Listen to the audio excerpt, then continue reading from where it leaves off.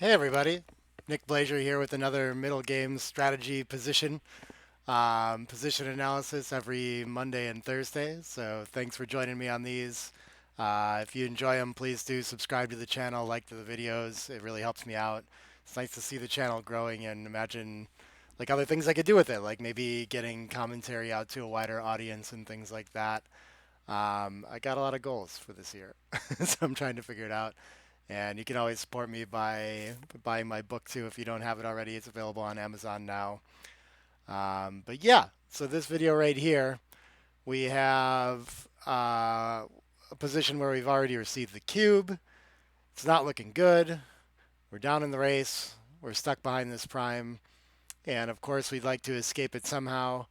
But there are 11 checkers in the zone aimed at us. We're outboarded. We have a blotting board right now.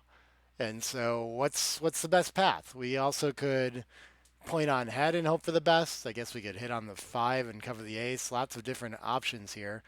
We could just try to run and see if we can get away with that. Maybe are we supposed to challenge a stripped midpoint? We get into these middle games and there's all these ideas available to us, and it's difficult to understand which to pick from if we don't have some sort of strategic driver here.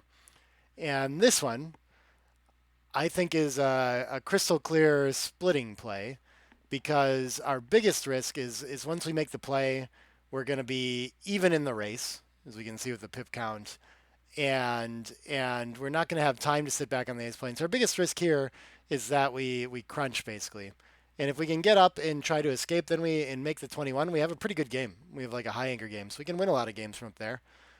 We might get attacked when we do that, but it's just not better to sit back and be primed and lose the game that way if we can avoid it. And we're not really hoping, there's not really an alternative. And the way I see these a lot of times is just like our position's out of time for anything else. We're not going to be, we don't have the timing to play a 24-point anchor game. We probably waited as long as we could to get here. And now we just have to step up to the edge, and there's just no really options around it.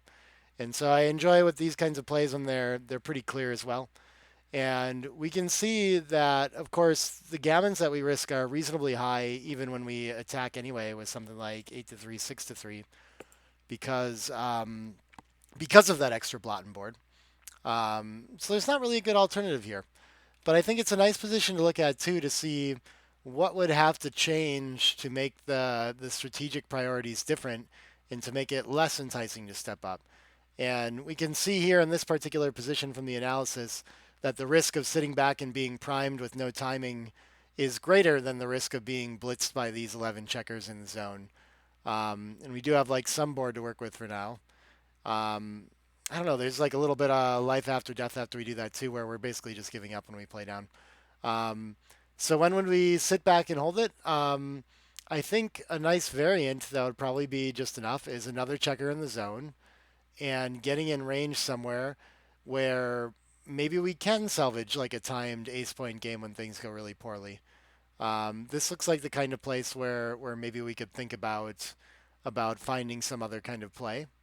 I'm not sure if that on its own is enough, but let's check out how things change here. And yeah, this one it doesn't make it like super clear, but now I mean we're losing by more.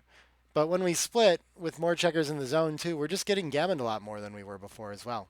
So it's a lot riskier, and we can kind of see those trade-offs. And I think a good rule of thumb there is like getting in this 20 pip range is around where maybe we're going to start to think about maybe our prospects from an ace point game are going to be better. Um, Another possible variant here, I was curious as well, if we don't have the blot on the ace point, this should make it even more clear, I think. So if we do this one, now there's just no other play. Splitting, right? Our five isn't as valuable, covering there, all these things, and yeah, we don't risk as much being attacked there, and our gammons aren't quite as high because we don't get hit from the bar quite as often either. So it feels like maybe a subtle difference and something that maybe is tough to pick up over the board, but these are the things that count, and it's really like it's just such a race-oriented game in the end. Backgammon is right, and we can see what a huge difference we have here in these two plays. Um, I mean, another interesting one to look at would be if we're maybe this is enough, but if we're running out of timing ourselves, can we afford even to cover the ace, or do we need to just run here? I think it's still looking fairly nice, but these are good things to test out too to see if we can find something to get closer to where we would need to run. Um, the case that tends to be is when we're, I mean, going to start burying checkers and things like that. Now we have some real disincentive to play a five anywhere else, right? So we can check if we could do it here, and yeah, it's going to beat splitting and playing the ace. But now we actually have a much stronger attacking plan too. But they're getting close with no blot behind, right? Um, so what else could we do to kind of test that out? We could do something like this to make the attack not a thing, right?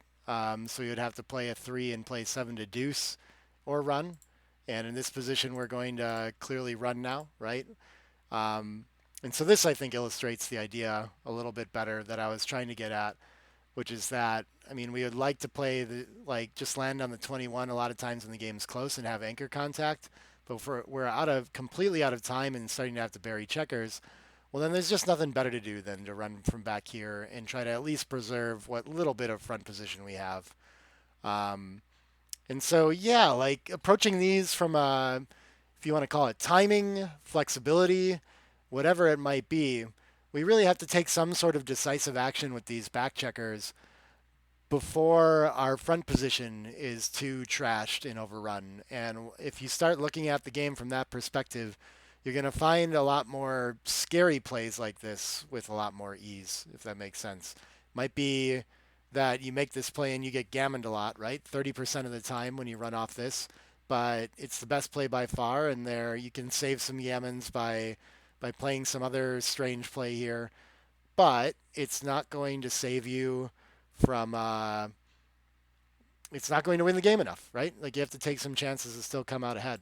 Ooh, this looks like an interesting variant too. What do we do now that a checker would be buried, but we are covering? Can we run? Can we still run, or do we cover?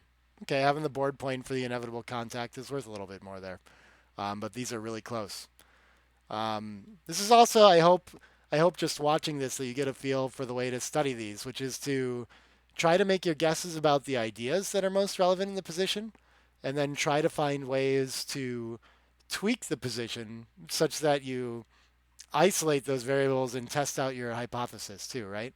We have to be very careful when we move things around, as you saw with my first attempts, like when I covered the ace, well, now we have this other game plan and I've kind of changed the dynamics of the position. There's no blot behind to deal with. Now it's different, right? So we have to make sure that we're making changes as well that really do hone in on this one strategic concept that we want to test, which can be tricky. But with practice, you get better at it, and just always look through and double check. If you get some other play that flies up there that you weren't expecting, maybe that's an indication that you changed more than you realized. But I really think like deliberate practice this way and spending time with positions is how you get to really understand things and get better at this game. So yeah, hope that helps out. I'll be back with more position analysis videos soon. Thanks so much, and bye for now.